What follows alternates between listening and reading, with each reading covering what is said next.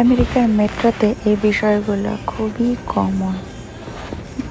যখন আপনি মেট্রোতে করে ধরেন দূরে কোথাও যাচ্ছেন, তখন মেট্রো রেলটা মাটির এত নিচ দিয়ে যায় যে চারপাশে সব অন্ধকার থাকে। তো স্বাভাবিকভাবেই অনেক অনেকে মোবাইলে বিজি থাকে, মোবাইলে নেটওয়ার্কও থাকে না।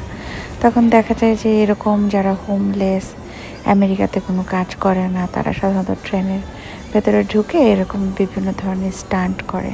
কেউ গান গায়, কেউ এরকম দেখেন এই যে এই টাইপের বাদরামি করে। তো এগুলো দেখতে দেখতে গেলে তখন আর বোর লাগে না। কত কি যে করে, ওই যে দেখেন পাটা কেমন করতেছে, কীভাবে উল্টা হয়ে ঝুলে আছে, নানান ধরনের অ্যাক্টিভিটিস দেখা যায়।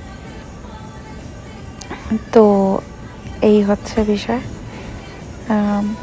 আমি আমি মাঝে মাঝে হয়তো তাকাই যে অনেকে দেখতেছে, অনেকে দেখতেছে না। যেমন এরপরে যখন ওর স্টান্ট করা শেষ হবে, তখন ও মানুষের কাছে সামনে যাবে, টাকা নিবে, এই